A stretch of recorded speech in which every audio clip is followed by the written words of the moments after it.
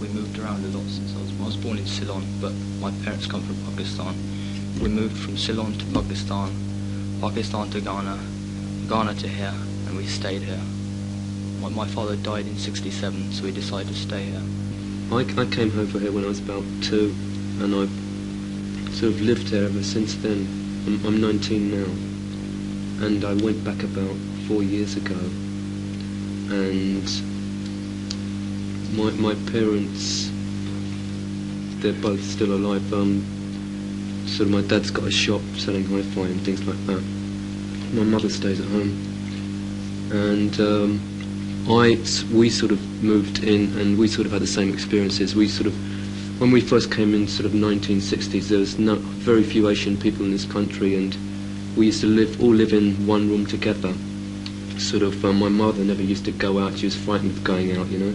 She was very sort of stuck in the old ways, like back home. She would have to wear, you know, the scarf around her face and everything like that, and she wouldn't go out at all, you know, which had sort of an effect on me, because they didn't let me go out at all, you know. I was 2 or 3, and seeing my mother behave like that and things like that rubbed off on me as well, you know. My parents came from Pakistan. They had the perfect arranged marriage. They got married. The father was coming to England. He was again going to work for the High Commission here. And before he came over here, his parents were very worried that if he came over to England, he might get corrupted or whatever. So they wanted to marry him off and send his wife with him to England, so that there'd be someone to look after him and he couldn't stray from the proper path. So they arranged a marriage with my mother for him, and 9 days later he left for England. Again, my mum, when she came here, she was very unhappy, and we lived here for a few years, and we went back to Pakistan in '65, and my father died out there. And when he died, she decided that the only sort of hope we'd got of a proper decent life, because if we lived in Pakistan, my father's side of the family wanted to take me and my sister over and rear us as their children, and totally ignore my mother, but my mother would have none of it. So she virtually got on a plane with me, my sister, 2 suitcases and £5 in her pocket. And when she came to England, that's all she had. Can we move on now to talk about their band? Who actually had the initial idea of starting the thing? Well, it came about. I remember it actually very well. It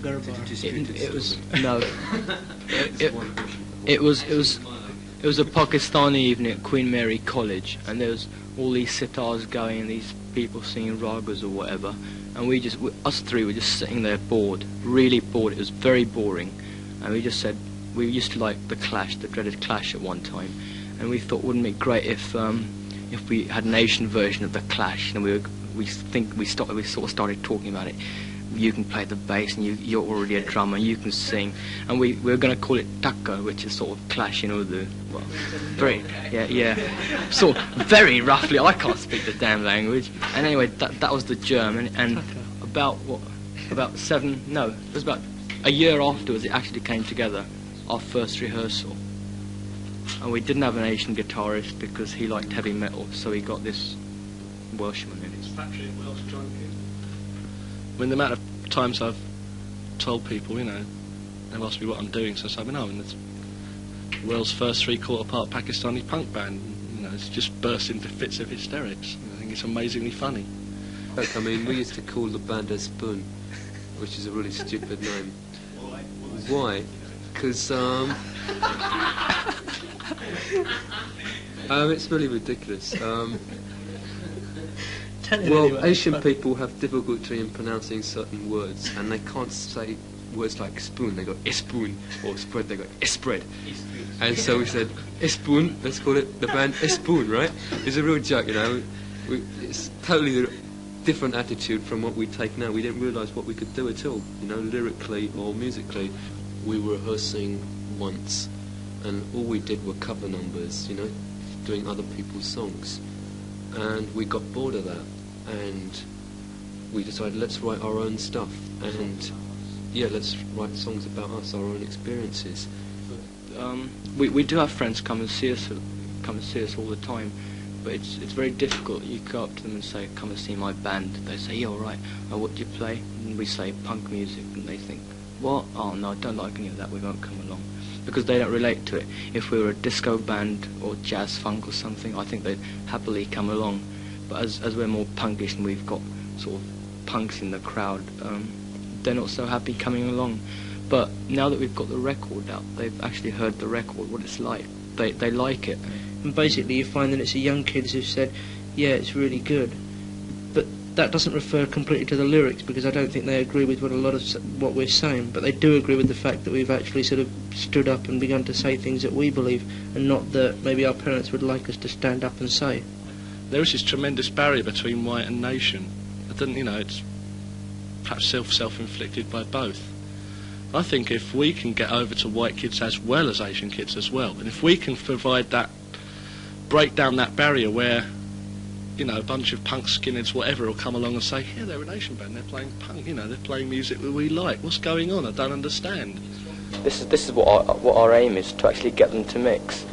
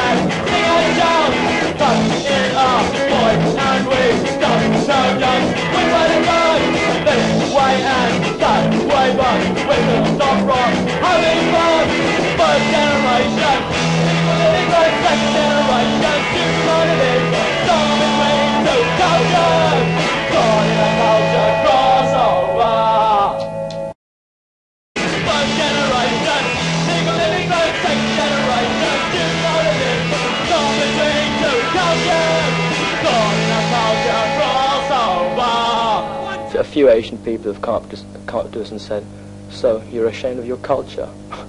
Nonsense, a load of rubbish. I could hit them for saying that. We're not ashamed of our culture, we're not ashamed of what we are, but we enjoy that sort of music, so it's natural we should play that sort of music.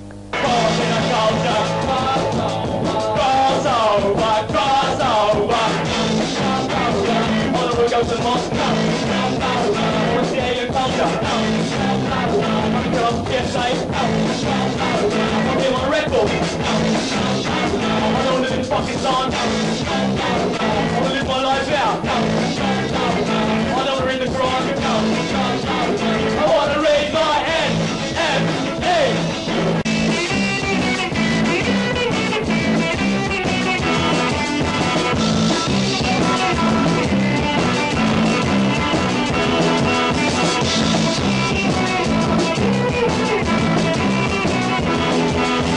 We know of people who, as their kids get older, the parents see them being corrupted by the culture in this country, you know. They're frightened for their children in the wrong sense, you know, sort of getting westernised, more liberal in their thoughts and attitudes. And as a result of that, they want to go back.